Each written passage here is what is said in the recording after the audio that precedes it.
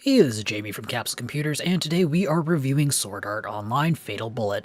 This third-person shooter RPG hybrid is available now for PlayStation 4, Xbox One, and Windows. At the time of the recording of this video, the game cost $49.99 US on the PC. For PlayStation 4 and Xbox One, the game cost $59.99 US or $99.95 Australian. Now, I've never watched, read, or played anything from the Sword Art Online franchise before playing Fatal Bullet, and frankly, after playing Fatal Bullet, I'm not exactly inspired to dive into the series. The game kicks off with a really bland synopsis of some important plot points in the franchise so far. From there, the story just slowly plods along. The player gets a special Type X AI assistant that's supposed to be the vehicle where writers explore the relationship between humans and our AI assistants, but instead we get a predictably cringe-inducing story that seems to almost approach fan service territory. The passing conversations between characters in games that serve more as flavor text are incredibly repetitive. It seems like most characters only have a couple lines each. It's not too bad at least because the UI has it all tucked away at the bottom of the screen. Sword Art Online Fatal Bullet is a pretty serviceable third-person shooter with some RPG elements at its core. The gunplay is fast-paced and enjoyable. The boss fights are definitely the main attraction, mixing in elements of the classic hack and slash and the MMORPG boss battle. The quote-unquote PvP battles against the NPC players are pretty awful. The enemy NPC players can resurrect party members too, so the only way to take them out for good is to have your entire party take them all out at once. If your party isn't helping out in the battle, then getting enough DPS on a resurrecting NPC to stop the res can be a little tricky, which leads to boring, drawn-out stalemates.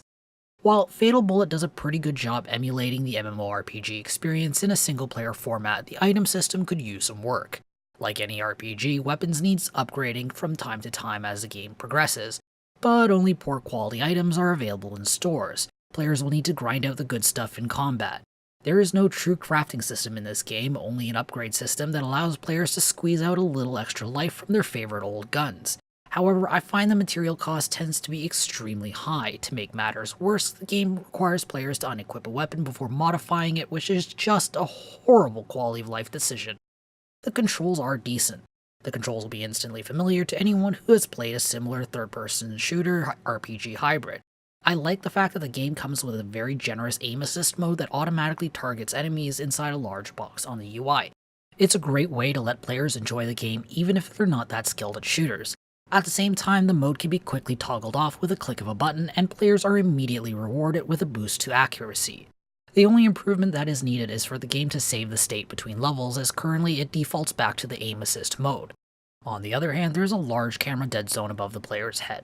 It's not a big deal against most opponents, but there are a solid handful of large bosses and high-flying mechs that will force players to move backwards in order to aim properly. The PC port works, but it's not great. Even though the game is built on the Unreal 4 engine, the available graphics settings are pretty basic. The key bindings will only allow you to change in-game bindings, but the menu bindings will stay as default. It's not a problem for most players, but the few of us who don't use a traditional WASD layout will struggle. Additionally, all the PC options can't be adjusted in-game, they're only available in the main menu. To top things off, there's a second set of aim assist in the game, and this one you can't toggle off if you're a mouse and keyboard user. Now, the audio-visual experience is okay, the sound effects are solid, and the soundtrack is good, but it doesn't stray too far from the standard Japanese action game style. The voice acting is decent, but the in-game chatter is really limited and very repetitive after a while. The visual style is a nice mix of sci-fi and real-life guns, but the enemy types are seriously lacking in variation.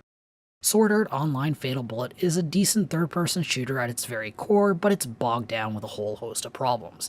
The story is completely forgettable, the audio-visual experience could use a bit more variety, and the PC port is lacking.